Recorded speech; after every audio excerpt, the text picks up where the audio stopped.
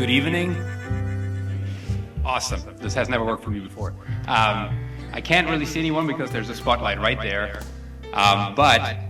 Welcome to our fourth annual African American Studies Spring event. I'm Christian Pinnan. And I am Christy Melanson. Together, we co-direct the African American Studies program here at Mississippi College. As English and history professors, we believe that history is worth the hype. As evidence, here we are tonight celebrating MC's bicentennial. And first, I wanted to give you quite a bit as professional courtesy, a little bit of a history lesson here. In August of 1970, Mississippi College's first African American alumni graduated. Mabel Louisa Pittman and Ollie Brown Shirley, both graduate students. 4 years later, in 1974, Mary Watson, Geraldine Turner, and Sammy Blackman were among the first black undergraduates to receive a Mississippi College diploma. 1 year later, in 1975, Kevin Holmes, Willie Price, Linda Hodge Tolliver, and Jenny Drake were members of the second graduating class of African American students. In 1978, Ellis Liddell chartered the BSA Plus with members such as Larry Myricks and J.B. Brown. The Black Student Association Plus encouraged academic excellence, sponsored social events of cultural interest, promoted the atmosphere an atmosphere of cooperation, of exchange, and stimulated an awareness of the Black heritage. 40 years later, in 2018, Anthony Jackson was elected the first Black president of MC's Student Government Association, and in 2019, Cameron Johnson chartered the Multicultural Association to connect and represent all cultures at MC. The African American Studies minor was approved in the fall of 2021 to appear in the fall 2022 academic catalog. And Cameron Johnson is our first graduate with that minor. So we are here tonight to celebrate these MC stories. And for the hype part, aside from the history, we have to first share our gratitude with the many individuals and campus offices that have helped to make tonight possible. So first and foremost, our bicentennial co-chair, and now friend Ellis Liddell, all of our panelists and meet and greet guests, Dr. Jim Turcott, the Faxtons and the Institute for Southern Storytelling, Lori Bobo, Anna Porter Maddox, and Brandon Buxton from Event Services, Autumn Norman, Jonathan Dacus, and Daniel White from the Department of English and Philosophy, Ben Ivey, Lainey Bradford, and Mandy Berdami from the Art Department, Jake Donald, Katrina Pace, Mandy Martin, and the student ambassadors from the MC Foundation, Damian Thomas and the Multicultural Student Association, Campus Security, and our AAS donors, Justin May, Glenn Taylor, and Dr. Kevin Ivey. And most importantly, we want to thank MC's African American alumni for their contributions to our 200 years of academic excellence and commitment to the cause of Christ, the Son of God who made all of us in his image and calls us to love our neighbor. Tonight we celebrate a body of Christ that offers community across differences.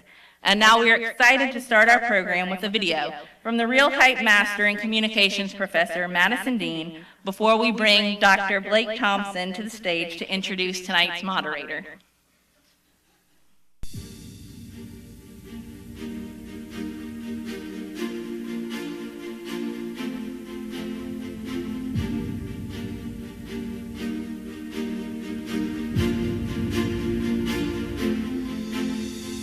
I have with me today Mr. Ellis Liddell, who is a recent graduate of Mississippi College and a trackman and athlete while in school here.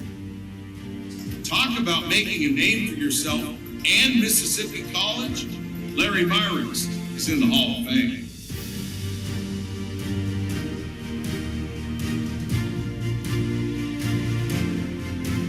Views with Maggie Wade.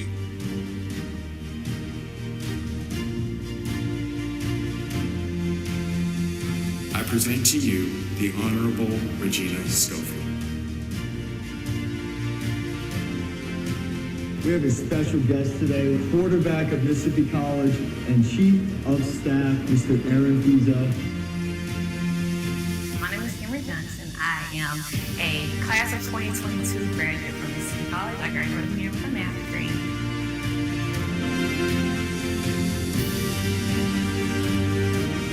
So my wish for Mississippi College is that openness doesn't cease. They continue to reach out for people from all over the world because we are indeed stronger together. It's so easy to do things that you really love to do, and if you're blessed enough to be good at it, then that's just icing on the cake. It has been such an amazing and wonderful journey, and I'm thankful. And I say it over and over again, I can count the years, but I can't count the many blessings. Throughout my career in D.C., I worked with 4 federal government agencies. I know that there are children someplace in this country that's suffering, so it's my job to get up every day and to participate in an organization that makes sure that that child will have somebody that's advocating for them.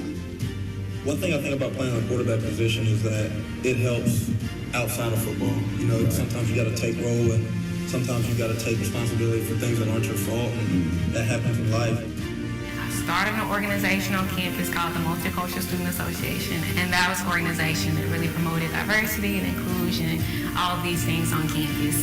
First Black History show that was done here, directed and produced by me. I'm the first African American woman in the Hall of Fame here at UC.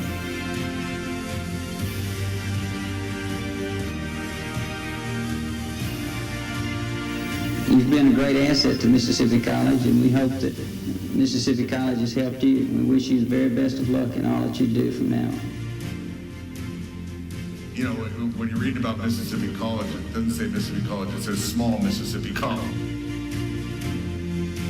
Wouldn't do a thing different. It was an amazing experience. And we're just so thankful for Maggie Wade, and we're honored that she's now a Mississippi College alum. I want to remind you again that today is just the beginning. The journey ahead will be challenging, but I have no doubt that every one of you has potential to achieve great things. A lot of the things I've been able to do have been because Mississippi College has created the opportunities, so I'm just grateful to attend an institution where those opportunities are presented to me, and all the constant love and support from everybody here. It's just been great. Black history to me is just me. When I look in the mirror, I see Black history, and somebody's gonna look back one day and be like, oh my gosh, this is Cameron Johnson, and she's probably in the history books doing something that nobody else has done before.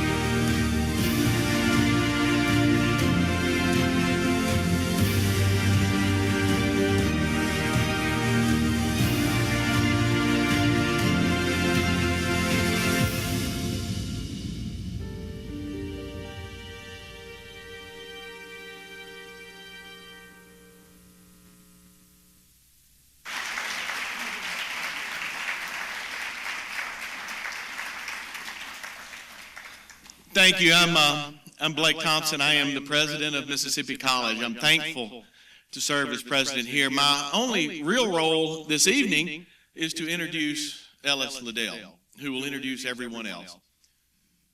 But I'm the president, and I'm going to take a minute, and I'm going to say something about this panel as well. I love each and every one of them as if they're my brothers and my sisters. Y'all have to know one of them greeted me 25 years ago in Washington, D.C. when I showed up by myself, actually. My wife didn't even go with me to start off with.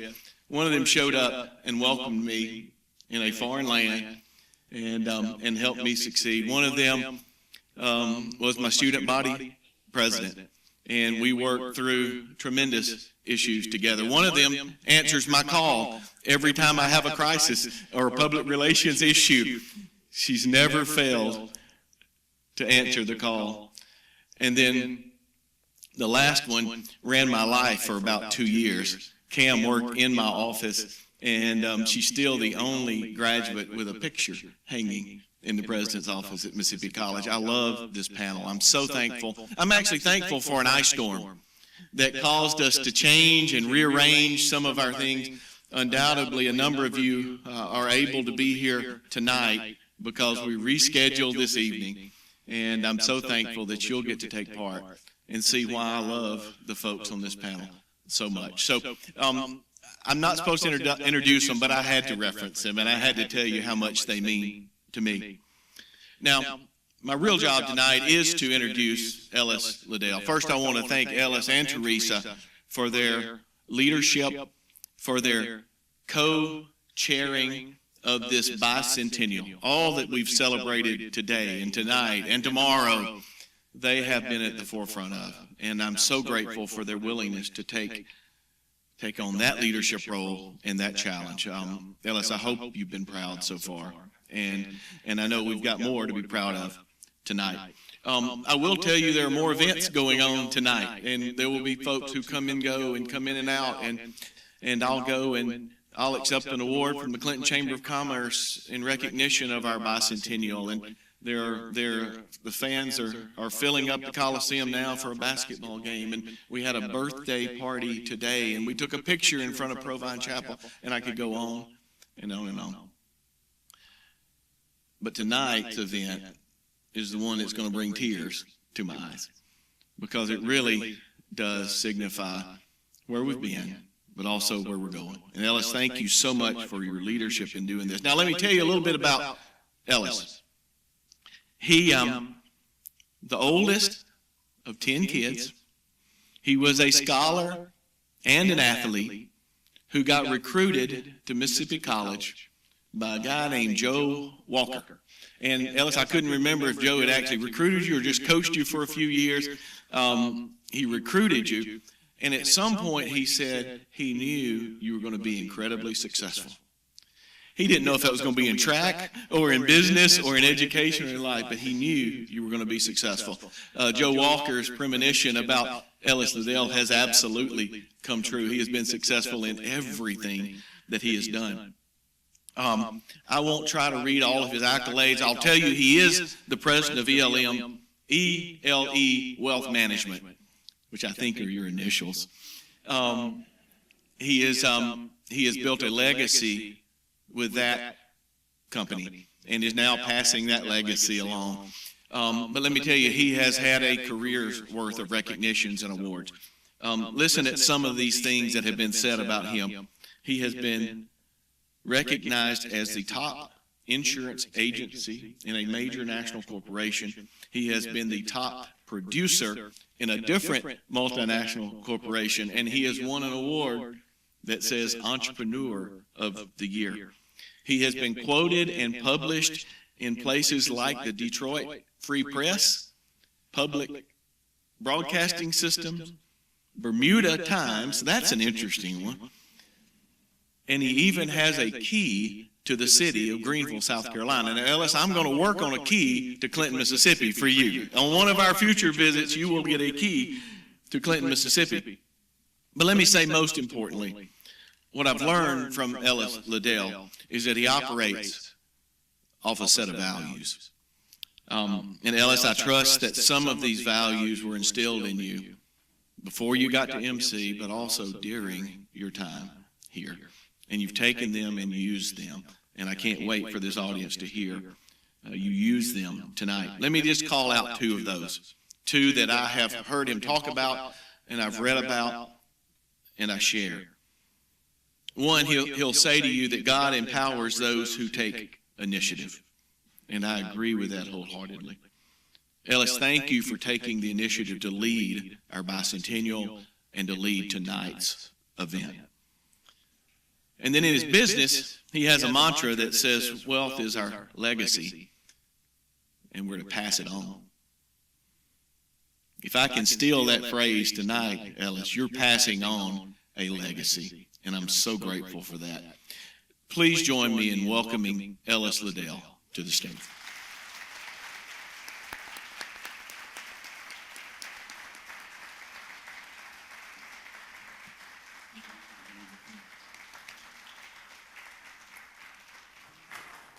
Good evening. The panel will tell you that it's going to be hard for us to overcome the hype. That was a great, Anthony, thank you. That was a great hype video. Whoever put that together, phenomenal. Good evening. Thanks for coming. This was a vision. I was asked by Christy and Kristen if I would speak for the African Studies Department.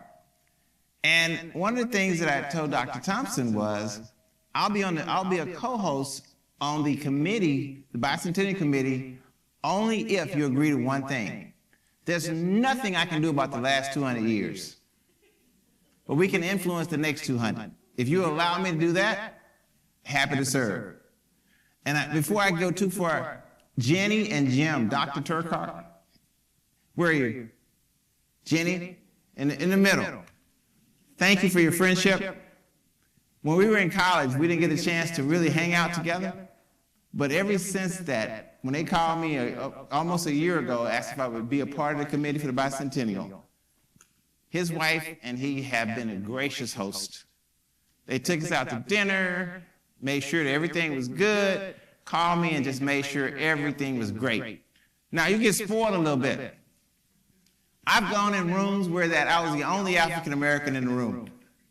And I got tired of that. So I started taking my staff with me everywhere I went.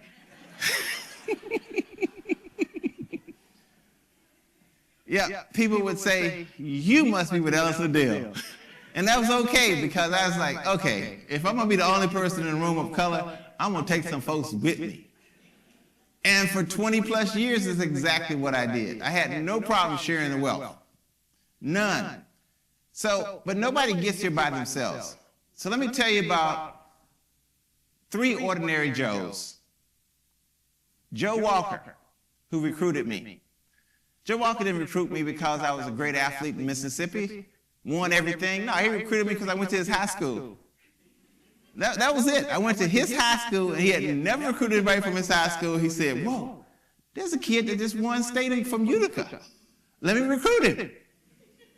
And I have a friend in the audience who was probably the second best hurler in high school, James Trumbull. Where are you, Trumbull?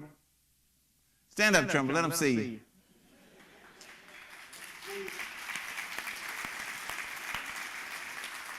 And there's a picture of James Trumbull and I'm going over the hurdle like this. He's going over the hurdle like that. And we look like mirror images coming over that last hurdle to finish the race, to qualify for the championships. And thank you, Trumbull. So it all comes down to ordinary Joes. So Joe Walker recruited me. When we won conference, and Coach Snyder's in here, so Coach, I'm happy when I talked to you earlier today that you confirmed that you have won 3 Gulf South championships. But James Trumbull and I, Larry Marks, and a couple other people won 3 Gulf South championships while we were here. So I'm really proud of that moment. And until a few years ago, my name was still on the 4x400 meter relay record-setting time. And then Coach Snyder came in and had a few great athletes. He still does. And they just erased the little record out the books. But it stood for 40 years. Yeah. So, and records are made to be what? Exactly. So, ordinary Joe Walker recruited me because he wanted me to come. We won conference by 1 point my freshman year. I scored 1 point. So in my mind, I made the difference. We didn't win the second year because Olympian Larry Marks was hurt. He broke his ankle on his last warm-up jump at the Olympic Games in Montreal. And he set out that year, and we had a good year, but we didn't come in first. But he was healthy in 78. And we won again by 10 points. And Lee, I scored 10 points. Now, mind you, Larry scored 30-some points, but, you know, so, and then we won it again in 1979, my senior year. And it was kind of funny because Trumbull again was on the 4x1. And he pulled a strain of muscle and lost his spot to another gentleman who was on the team, Bert from Panama. And as a result of straining his leg, Trimble challenged the team to run against him to run. Now, I never sprinted. I ran hurdles, but they didn't use me as a sprinter. So then Coach Trimble said, I'm going to run against Burton because I want to get his spot. LSU run against the second leg, third leg didn't even matter. But the B team beat the A team that had Larry on it. And we didn't beat them once, we beat them twice. And Coach said that must be a fluke. So he asked us to run it again. So Trimble and Burton ran leg for leg, stride for stride, and handed off to me on the second leg. And the first time, the guy who I beat on the second leg twice already said he wasn't really running because it wasn't about him. It was really about Trimble beating Burton. So why would he run? So now I'm really nervous. And what happens when you get nervous? You get that, you start getting anxious, and that's fuel. Anxiousness is not bad. Anxiousness is fuel.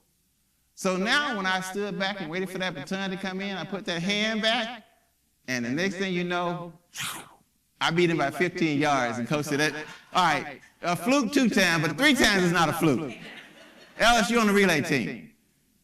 And from that point on, I ran on our 4x1, and they put me on the 4x4, so we won. So Coach Walker was right. And then I looked at a clip that my aunt sent me, and it said that Coach Snyder says I was forever captain of Mississippi College track team on that award. So just know I'm your captain, Coach. All right, then the second joke came into my life, a guy named Joe Miskelin. I was a struggling insurance agent, trying to be a financial advisor, trying to figure it out, and everything was set up wrong. How was it set up wrong? It was set up wrong because the system was you make a big commission, starve, make another big commission, starve, make another big commission.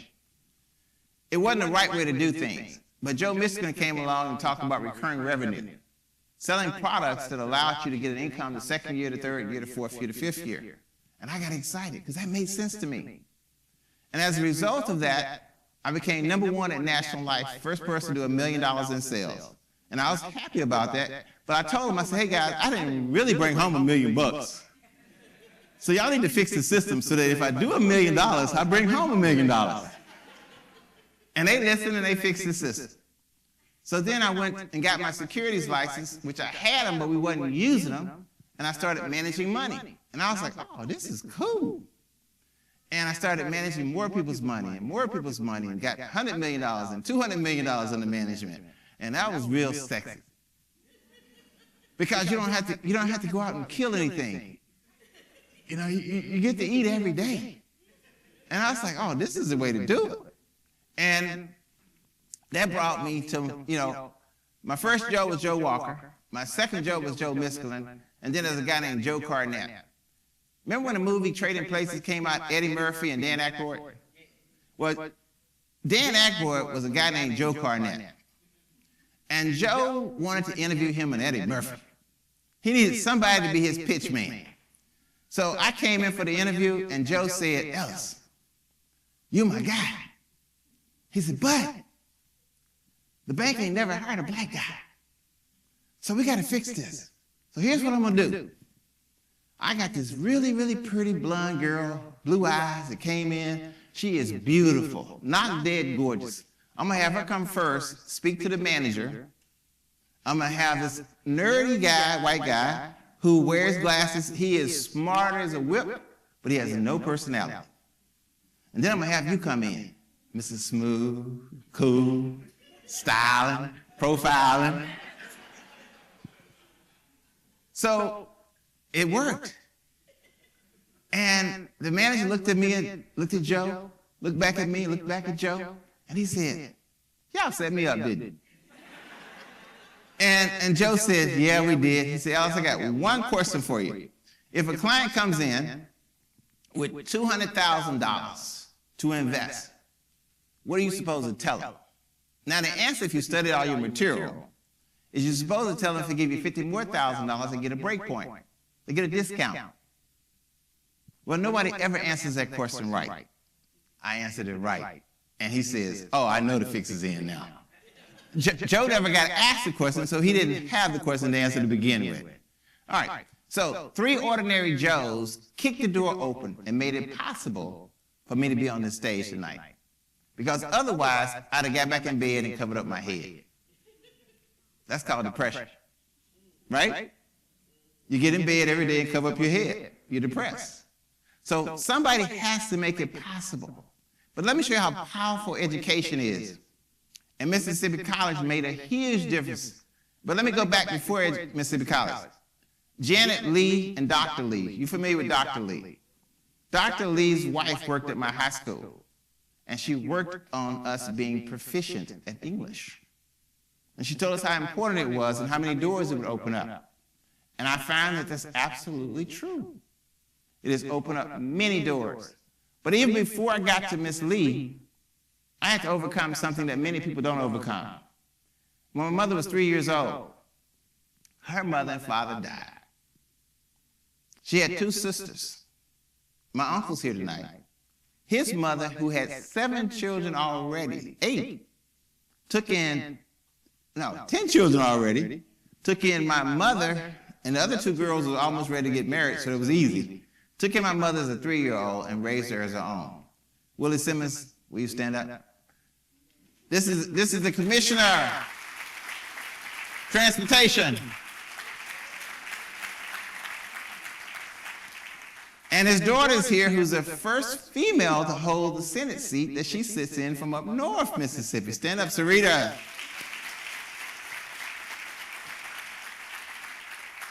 It is so important to have powerful examples in your life of what success looks like.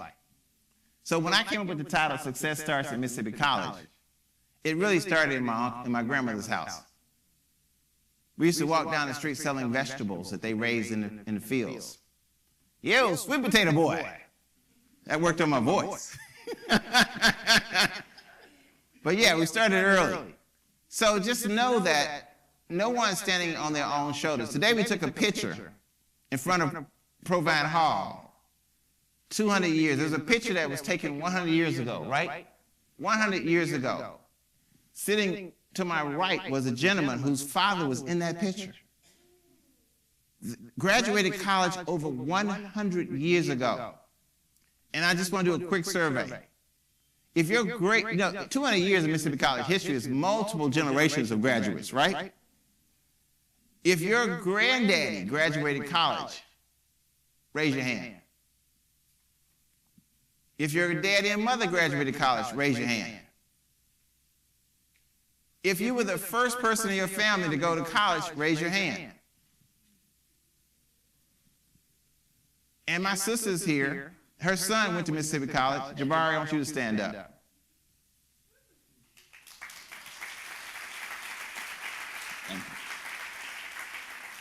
You see, my sister sent her son here because I think she was impressed with her brother.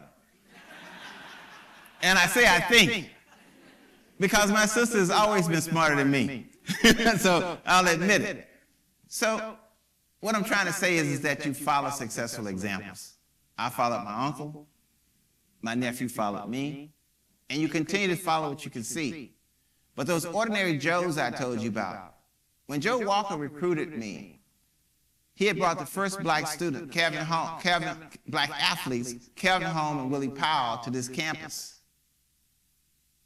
And he had just brought them here. My class was just 3 classes later after they got here. So they came here, the first black athletes, and it wasn't that you couldn't recruit black athletes, it was unspoken. Nobody did. How do you wait to 1969, 70 to have your first black athletes? Schools have been integrated. Mississippi College graduated the first female graduate came from Mississippi College in the state of Mississippi. So they had a history of doing things that were different. It's just that it wasn't recruiting blacks. Now, did some people make it possible for, when I came here, I don't have a single bad experience from Mississippi College. But how is that possible? Because there's some people who did. There's some people who got looked down their nose, who were Christians, who looked down their nose at other students that didn't look like them, and unfortunately said nasty things to them. I realized that I stand on those kids' shoulders. Those students who were here before me, who made it possible for today, when I got here, they had already corrected some of those ills and made it possible for me to say, I had a good experience. So just know, the panel that's going to represent today, This panel is here because they graduated Mississippi College and they had some good experiences. And they want to share those experiences with you. And more importantly, I want to thank everyone who came out here tonight because you all look beautiful in the audience. And we'll have a picture of it, but you look beautiful. And you're going to be able to go to the Southern Storytelling website and watch tonight. And hopefully they'll capture some of you guys that are in the audience so you can see yourself. We have a number of people before I introduce the panel and get started. We have a number of alumni or people who just came here for one semester. If you could you please stand up and let the audience recognize you for your accomplishment? Stand up. Alumni.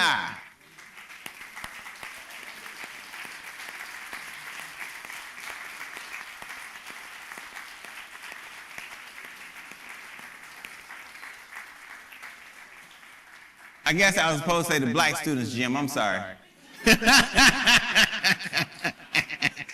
But thanks for standing up, Jim. Yeah. All right, so we're going to start with the first video for you. Mr. Larry Myers couldn't be here tonight. He's going to tell you why in the video, so I'm not going to tell you. I'll just talk to you after the video. So if you would, we're going to turn the lights down a bit, and you're going to watch Larry Myers. Well, good evening, everybody. It is nice to almost be there. I was really looking forward to coming and being a part of this event because for a lot of us there and a lot of you there, you'll find out later that success really does start at Mississippi College. It certainly did for me. Oftentimes, we make plans to do things, be places, but life, changes that for us and sends us off in a different direction. About a week and a half ago, my wife and I were enjoying a quiet lunch and Netflix movie, and she started having these weird symptoms that were mimicking a stroke. And so about 20 minutes after all that started, in a 911 call, she's in the back of the emergency vehicle on her way to the hospital. And I'm packing up grandkids and trying to get there so I can see what's going on. And long story short is she was having stroke symptoms. Turns out they discovered a large tumor on the side of her brain. Thank God it was benign. But they told us that she would be having brain surgery the next day. So we went from 2 o'clock watching Netflix on a Wednesday to 8:30 a.m. Thursday morning, and she's getting wheeled into an operating room to get her head cut open. That was very disconcerting and scary and all those things. But praise God, she's well and she's recovering well. So I'm here because I got to be here to take care of that part of my existence. I'll say I love her to death, so I need to make sure she's okay as best I can. But I want to talk about why I chose Mississippi College. And I'd love to be able to say that when I first heard about the school, I started researching to see if it had the right major for me, to see who the coach was, to see if it was a great track program. But that's what you should do, when you're looking for a school, if it's for track and field. Otherwise, you're looking at majors and things. But that's not what I did. I did nothing close to that. I chose MC out of frustration, to be honest. And I've told this story many times. And I was highly recruited as a high school athlete. And, having college recruiters show up at your house all times of day, all times of night, getting phone calls, getting mail. And it was a lot. It was a lot. And I went to Forest Hill High School, and Coach Joe Walker's father, Joe Walker Sr., was a principal. And so from 9th grade on, he had been telling me about Mississippi College, And so in my senior year, I'm sitting in class one day, and he called me into his office and said, look, let me call my son, and would you please sign a letter of intent to go to Mississippi College? And I said, you know what, call him. Yeah, let's get this over with. But a decision made out of haste and frustration was probably one of the best decisions I've ever made. And I have no complaints at all about my time at Mississippi College. As a matter of fact, I think of the things I learned and how I grew as an individual.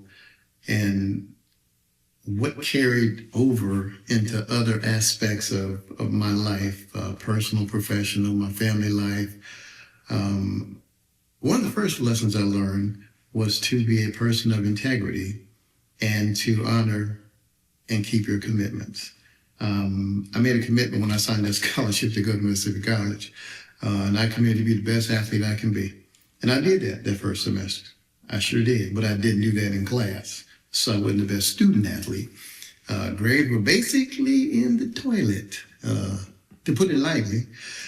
And I was told if you didn't get them straight, get them up, you'd be out of here. I was told you're a good athlete, you can be great, but it won't happen here because, your scholarships are mean to an end. It's to help you get an education so you can go out and be a productive member of society and take care of your family. So I straightened up, I flew right, I graduated. I didn't graduate with honors, but I got out. I'll just leave it at that. Grades weren't bad, but it was an awesome experience for me. Since leaving Mississippi College, I was a four-time Olympian. I am a four-time Olympian, I should say. Got medals, gold, silver, and bronze medals in every national and international track and field competition that exists, basically. I was able to travel the world and see a lot of things, meet a lot of people, made a lot of great friends, and it was at a special time. Those are some especially fun, good years and chapter in life. And over the course of that same period of time, I also worked full-time, off-season, part-time, during season. I worked in banking and in aerospace and the family entertainment business, youth fundraising for schools and elementary schools, junior high school, colleges, and such. And I think I made some decent contributions. At least I hope I did. Was hoping to be there because I was looking forward to seeing some of my old teammates, old friends. You guys have probably already met him. If you haven't, please find him and just say hello to him. But yeah, I would shout out to, Bobby Stewart, Ricky Griffith, James Trimble, Robert Hill, Willie Price, Ellis Liddell, Hayden Maggie. You'll see her a little bit later. And those are special friends, and you'll find as you go through your time at Mississippi College, if you're a student, and that you'll meet some people who will be friends, and they'll be friends for life. And, some won't, but that's just kind of the way it goes. But I don't want to be the cause of you guys being sitting out there for any longer than you have to. So let me just close. I want to give a shout out to Coach Schneider and the cross country and track and field team. And just want to congratulate you guys for the awesome results you're doing. You guys are representing the college well and keep making us proud. And Coach Schneider's a heck of a guy. I've liked him and come to appreciate him since the first time I met him. And I know he's creating an environment where those young people under his leadership are going to not only be the best athletes they can be, but they're going to be the best people that they can be. And that to me is the most important thing, when it's all said and done. So thank you so much to the committee for allowing me to be a part of it this way. And I don't know if I'll be around for the next 200 one, but you guys enjoy the rest of your evening. And you see I got my Choctaw hat on.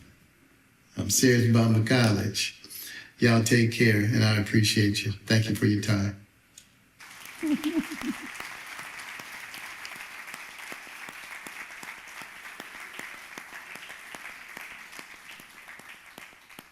Lights back on. So Larry and I have been friends for 50 years.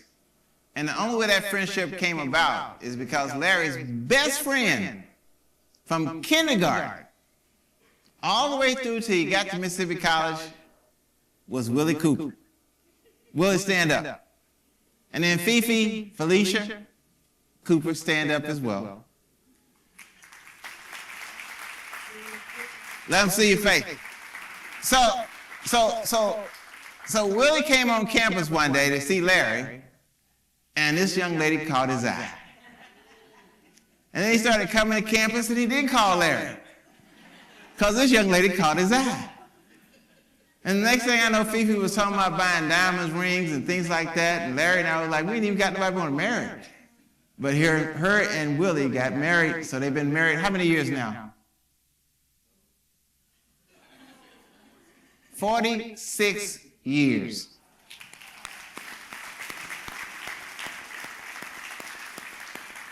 Which echoes the theme, success begins at Mississippi College. All right, we're going to bring out the panel. Let's start with Maggie Wade, news anchor, WLBT. Maggie?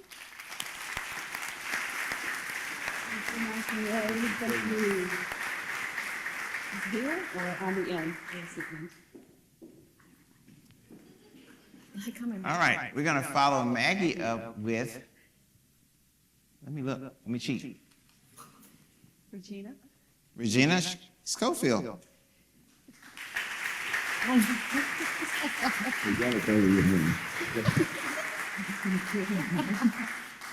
We're going to follow that with the tallest person on stage, Aaron Fizell. He was a quarterback at Mississippi College when he was here.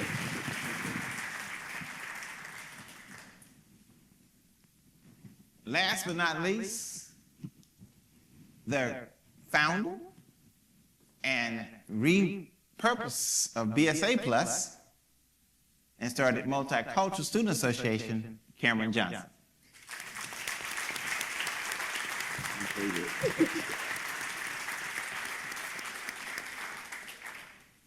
All right, so again, thank you all for coming, and this is a beautiful audience. I am so happy to have you here. We're going to start with Maggie, who juggled and made it possible to get here from the TV station. A lot of people are going through flu these days, and Maggie got here. She said, I'm going to be there, and she was committed. Now, Maggie and I go back to when we were kids. We go back. She lived in, were you in Chapel Hill? No, but our bus came through Chapel Hill. Your bus came through Chapel Hill. We were on Tank Road. Tank Road? Yes. Is that even a city? No. No, you know, we have one of those crazy, our mail came through Crystal Springs, but we were actually in Hinds County. Okay. So I had to go to school in Utica. So that's how you and I connected. Got it. So yes, I went to school in Utica. Okay, so Maggie and I share a person, Queen Esther Mims. Yes. And Miss Mims. Oh, all right, well, you share with her too then. Yes, yes. So she was a school teacher and she did other things, but that took Maggie and I back. And Miss Mims trained Maggie and I how to be gentlemen and ladies early in life. Yes. And it's amazing that I think this is our Maggie and I first time seeing each other in 49 years? A long Right. time. And we both still look good. Yes. Thank you. So Maggie, if you would, tell them about your Mississippi College experience. Oh, wow. It was truly a blessing. My real name is Magnolia, and I think I threw everybody off because they were looking for Maggie Wade on all the yearbooks and everything, and it's Magnolia, which is my real name. And so I'll say this is where I really bloomed and blossomed. Because it was a family here. I had instructors, Amy Brand. I don't know how many of you remember Amy Brand, who was in the marketing department. She became a dear friend. But every instructor, every professor felt like they had a vested interest in you being successful. And they poured that into us. They poured it into me. One of my classmates, Jim Turcott, is here, one of my heroes. I love Jim. And every single person along that path, even when I was in the business school and then started working with Regina at the radio station, we both did that at WHJT. And I had no idea I was going to be in television, but the Todds and Dr. Lytle, I'm telling you, it was amazing how they poured into me. And Dr. Lytle, when I got the weather job, I was like, Dr. Lytle, you know this is not what I'm going to do. I'm going to law school. And he was like, really? He said, because you really seem like you have some talent in this. And he cheered for me and encouraged me. And even though I was awful when I started doing weather, because of the support from Mississippi College, so many people here, my classmates, and people like Queen Esther Wolf-Mims, it made a difference, and it made me believe. And the faith, let me tell you, going to chapel and my Bible classes, how many of you love chapel and Bible classes? I did. I mean, I never missed chapel. I loved going to chapel. We couldn't miss chapel. Couldn't miss it, exactly. And, but I loved chapel. I loved going and hearing the speakers, and it helped with my faith. It helped grow me and stretch me. And so I am so grateful for every experience here at Mississippi College. Tell us this, what does success look like to you? Success looks like service. You know, when I first started in television, I thought it was about the stories that I was doing. I thought it was like, oh my gosh, I'm Maggie Wade from Crystal Springs, Mississippi, and I'm on TV. And God showed me that every blessing, everything that he pours into us, we are to pour into other people. And so for me, success is nothing without service. It's all about what you give back. And once I started doing that, once I learned my purpose was to be a servant to God's people. That was what success looks like, feels like, and is for me. When did you realize what you had reached the pinnacle of what you were aiming for? Because I think a lot of people don't know when to celebrate. Oh, wow. I grow every day. I always say, I'm glad that I've lived long enough. I'm older, I'm older than you. Good, that's good. But I'm glad that God has blessed me to live long enough where I don't live to prove myself to people, but I do live to improve myself every single day. So I think as long as we're alive, we can still keep striving to do better and to be better, especially my heart is with children. And so I want to inspire every single child that I can.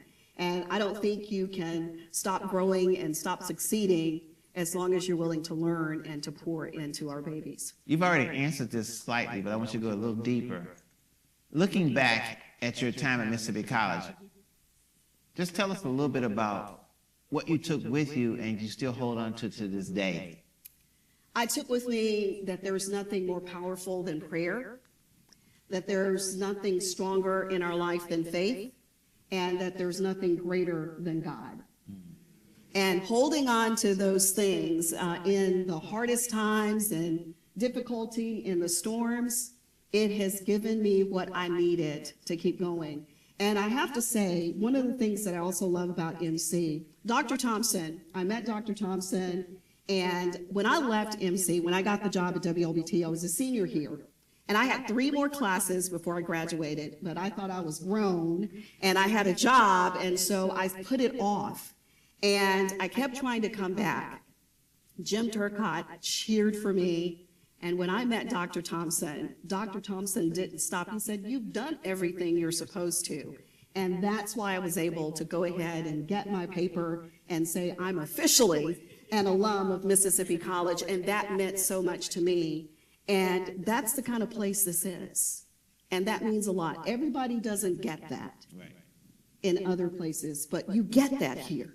So that's why, again, everything that I'm so grateful for so much. I would be here all night if I told you everything I was grateful for, but I'm truly grateful for my Mississippi College family.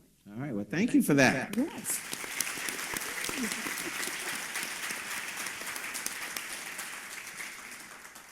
Next up is Regina Schofield. Regina, as you can see when Maggie was trying to talk, Regina's not short for words. It was subtle, but it was impactful. So Regina, tell us about your Mississippi College experience. We were suite mates too. Yeah. Really? Yeah. We were suite mates here. Yeah. And from the first day Maggie went on the radio, you could tell she had the voice.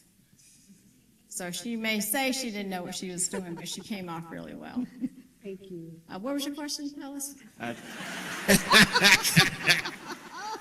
Tell us about your Mississippi College experience, other than Maggie's suite mate. Well, don't you think that was the most important thing? Absolutely. Okay.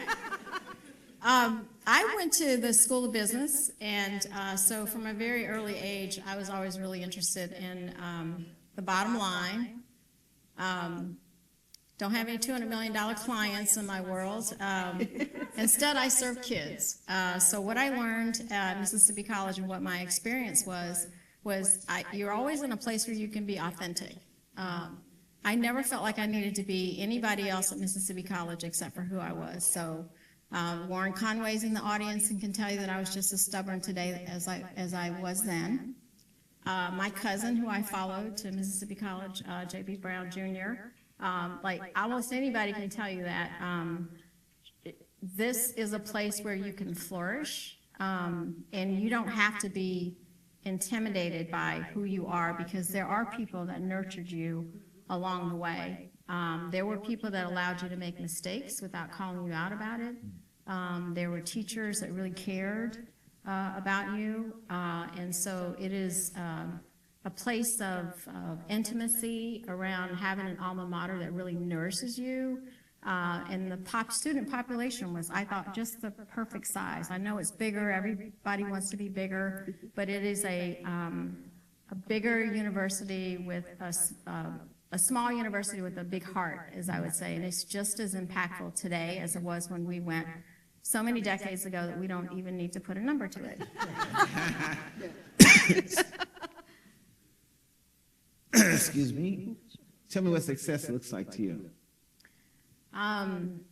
Success for me is approaching a task or a goal or chairing a board or having a job that you can assume with a quiet confidence. I am very much a believer that God has given us talents and we must use them as the way He wants us to. And so that does require interior work. It requires prayer, because I do believe that we're held accountable at some point and that we must do our best. So success to me is assuming that task with a quiet confidence and knowing that no matter what happens, you've got it. And there's somebody that's got your back. He's not here. Yeah, you touched on it. You touched on it, but I want you to just delve a little deep. God and faith in your role in your life. I am not, you're not going to hear me talk about my faith a lot to individuals in a group setting, but I can have a very long conversation with you about how God has touched my life. My mother was very much a role model, was in the church all the time, Sunday school, choir, ushering, all the things you don't want to do, and you don't really realize that it's creating a path for you until you choose to come to a school like Mississippi College where you're not ashamed of your faith, even if you don't want to live it out loud.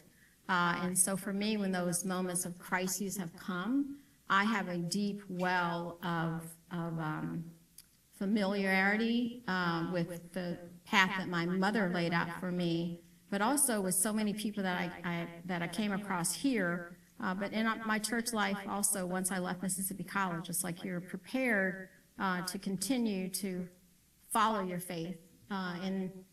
In today's society, you know, you can be made fun of because you believe in God. But I say that's a mistake. Like, grow and live in your faith. And like Maggie said, it is a journey every day. I was reading a scripture the other day that said, so, you know, we talk about what's unclean that comes into your mouth, and it was like what is unclean comes out of your mouth. And most of you that know me know that I can be a little bit of a smart aleck. And so I try to make sure that I can still be a smart aleck, but I don't have to use my tongue to be hurtful. And especially in these times when it seems like people take joy in saying cruel things, let's not be cruel. Let's live in our faith, and let's remember that God wants us to be kind, and His mercy and His love is enduring. And so that is my faith journey every day. Every day? Yeah. All right. Tell me this. Because we're in a world that success is so different for everybody, and everybody has a different definition of success, how did you know you had arrived at success? I haven't. All right. Tell us about that journey. Until the day I go into the ground, I'm not done. Some of you saw a snippet of me. I had a pretty tough job once at the U.S. Department of Justice, and I traveled a lot. My child was a newborn. And for you men that don't want to know about women who breast milk, I breastfed and pumped milk all the way across the country, shipped it back, came home, nursed my kid, went out. And after that 2.5 years, I thought, if I'm going to spend this much time away from my kids pursuing other careers, it will be to help kids who are not as successful as my kids and our kids. And what does that look like? And so I have intentionally chosen positions and left money on the table in some places because I really want to make sure that we're helping kids. Maggie and I were talking about foster care. I care about kids from a different vantage point. We still care about kids. I don't want kids harmed, and there are some mean people in this world. And my job, I feel like, with all the tools that God has given me, is to make sure that every child I come across, I can help have a safe childhood. And so that means a lot to me, and that's success. And I won't be done until the day I die. All right, thank you for that.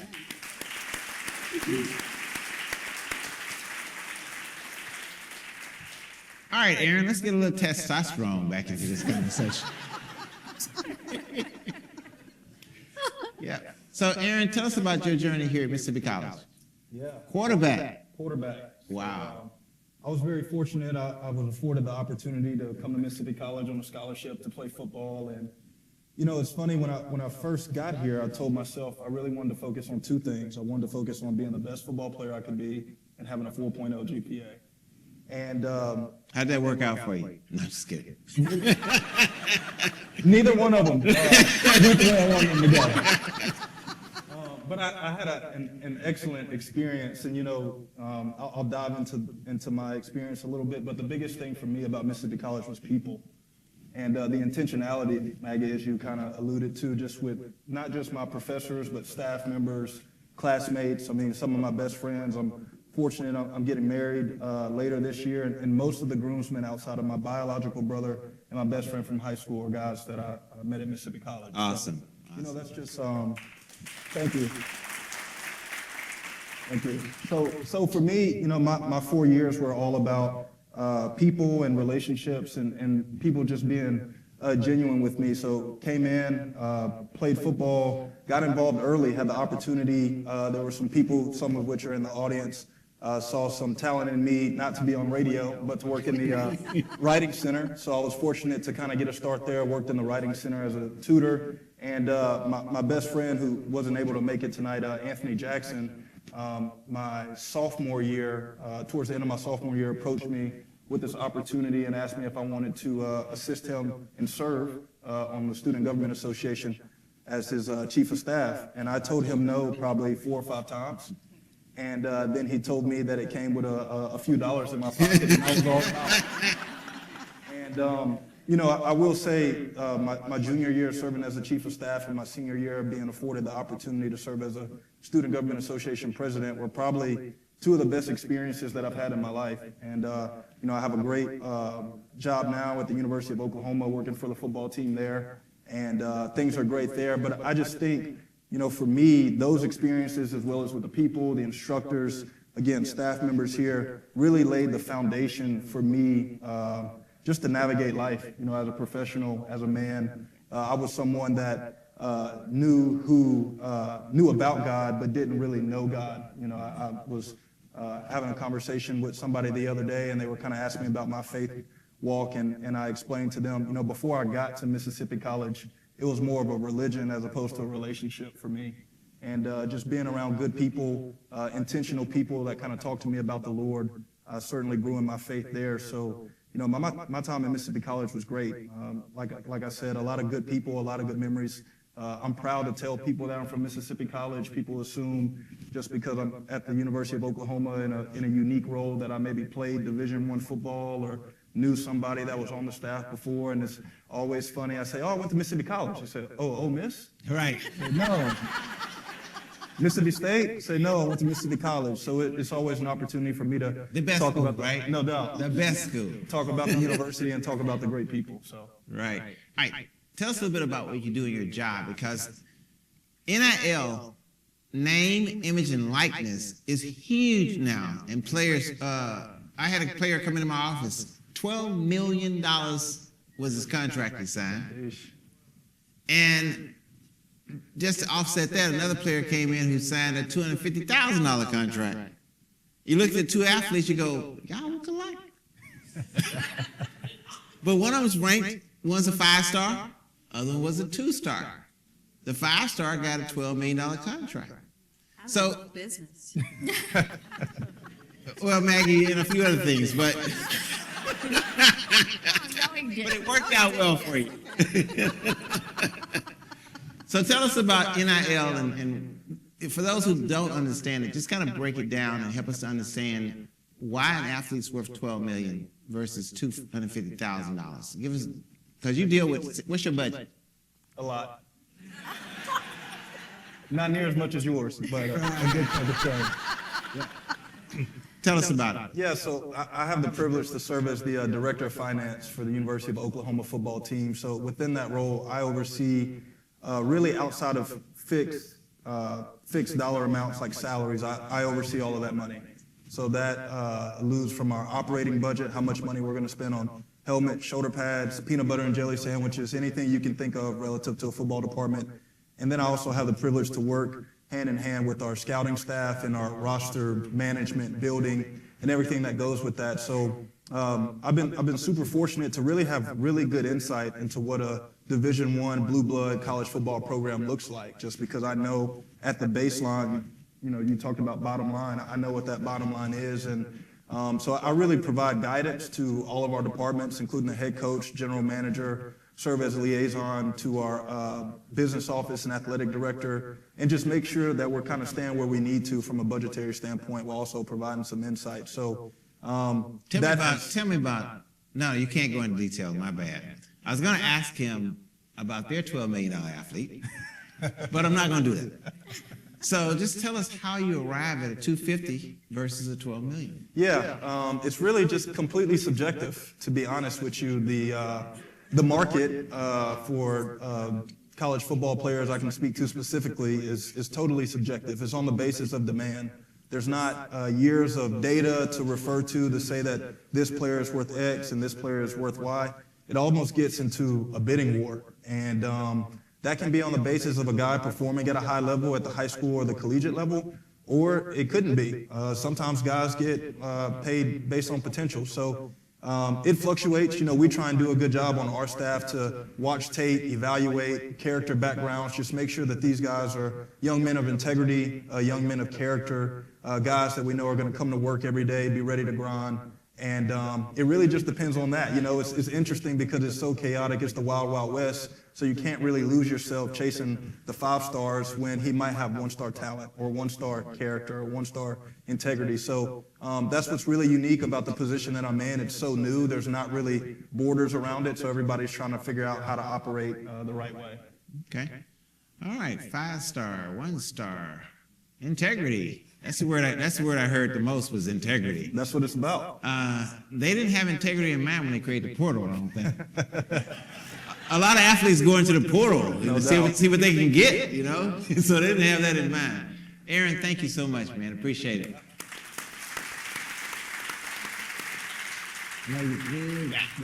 All right, last but not least, Cameron Johnson. Tell us about your Mississippi College experience. So, started back in little. I've always wanted to be a nurse. I said I want to be a nurse. My mom's a nurse. And about junior year in high school, that did not work out. Saw a video and I said, no, that is not my ministry. And so I prayed about it. And I was like, God, I have no idea what I'm doing. You have to show me. And so this was about the end of my junior year, going into my senior year. One night I had a dream that I got an acceptance letter from Mississippi College and I was majoring in math. And so I literally followed that dream here. There are people in the Bible who were dreamers. Yeah. There quite a few of them. Yeah, you're right. And so when I got here, or before I got here, I knew it was something in store for me. I was not as involved in high school as I was here at MC, and so I just wanted to do something different. So got here, was like, okay, I don't know what's going on here. Then I met Aaron, and it kind of just exploded from there. But the people here who I connected with, who I served with, who I ended up meeting, like they had a very influential part of my MC story here.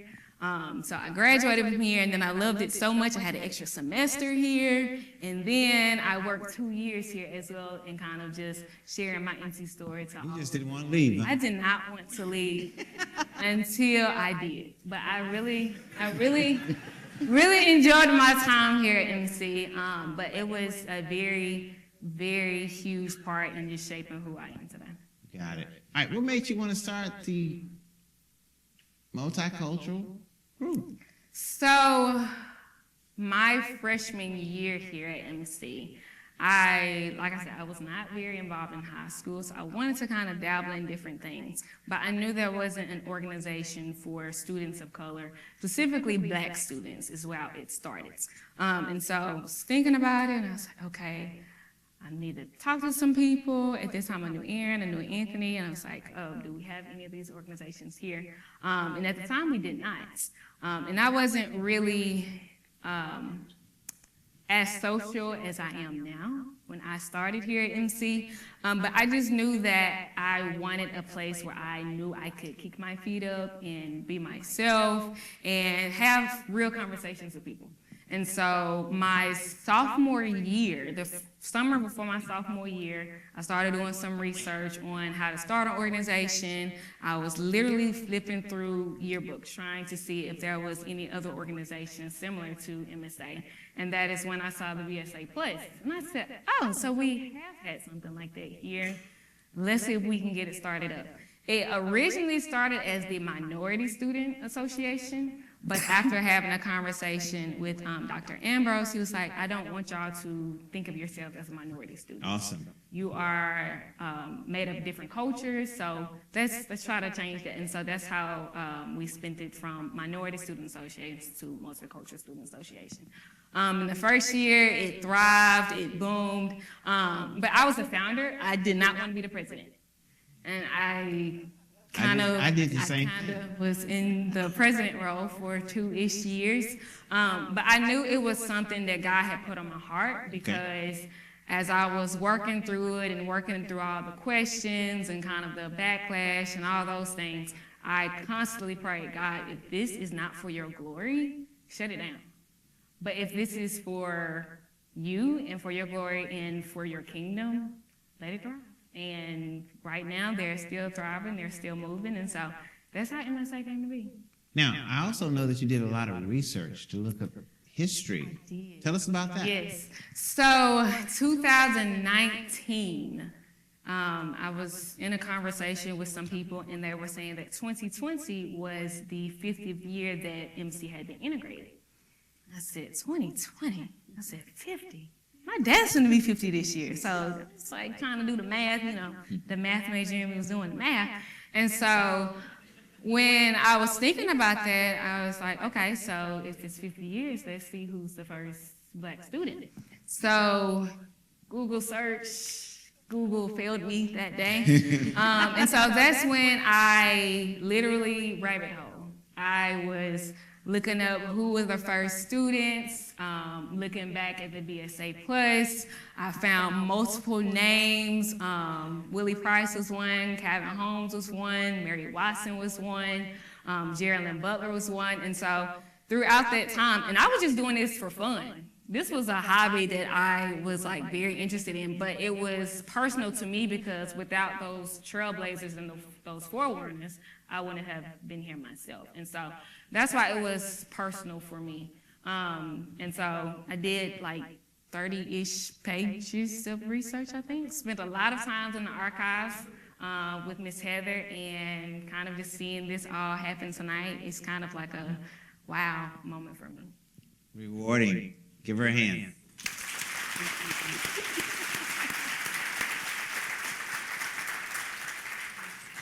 All right, Maggie, I'm going to pop back over to you, and I'd like for you to give us some closing remarks. Wow. My son actually got his master's degree from here in biomedical sciences, and when he was deciding which program he wanted to do, he came and he asked me about Mississippi College, and he said, should I go to MC or should I go somewhere else? And I said, well, definitely MC, but I said, let me tell you why. And I said, I've tried to raise you. I haven't tried to fix you because that's not my job. My job is to give you the tools that you need with God's help to fix yourself. I said, but if you go to Mississippi College, they're going to put so much in that toolbox that you can use that it will take you far in life. And not only when it comes to your career, but also as a man. And I said, they're just going to reinforce everything that your dad and I have tried to pour into you already. He came here, he loved it. He's now a medical engineer in Chicago, Illinois. He's been there 8 years. He loves what he does, but he never forgets his time here.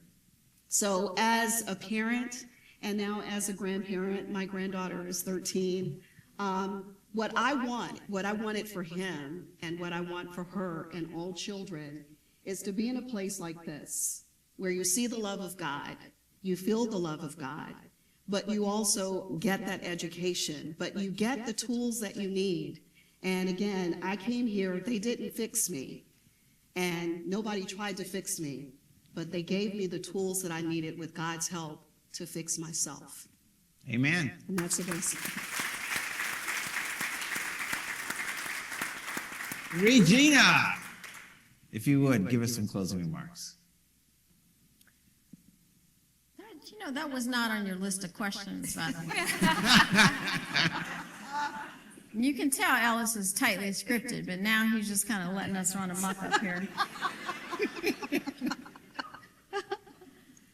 Closing remarks. Thank you all for being here. It is always wonderful to come back. It is home, and I hope all of you think that is the same. It's a place of joy, and it is a place where if you've had tears, and we've all had those experiences, you know that someone is there to support you. Your roommate, your suite mate, your classmate, your teachers, and the administrators. And there are a lot of schools that kids do not have access to the administrators. And so I will say again, this is a place that lives up to its name, a place I enjoy coming home to, and I'm just so grateful for each and every one of you.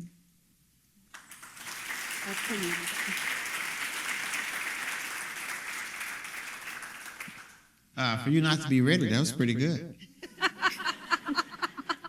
All right, Aaron.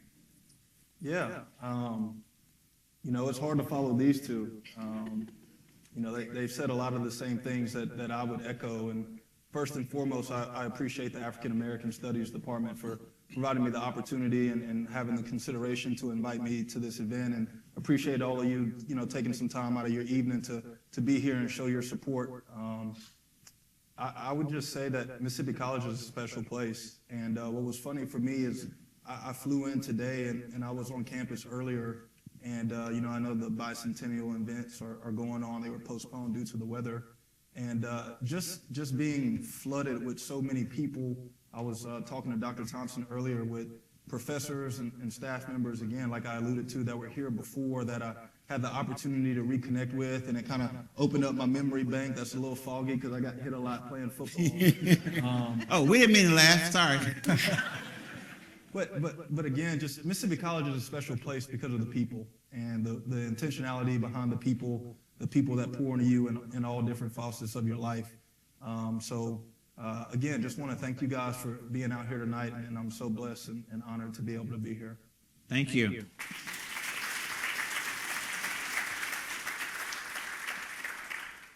Last but not least, the youngest among us. Cameron? Echoing what my distinguished panelists have said, thank y'all so much for being here tonight. Like I said, this is just an amazing, awarding moment for me, just seeing all of you all come out this evening. I see a lot of the students who I have recruited. I see, yep, there's one. I see a lot of the professors who I wasn't even in their classes, but they had their door open for me. I see all of the people who I know if I need them, they are in my corner.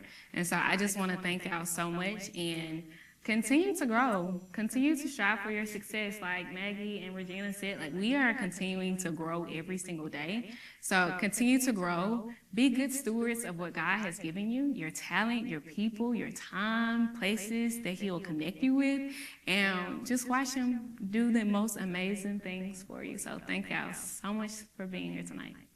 Thank you.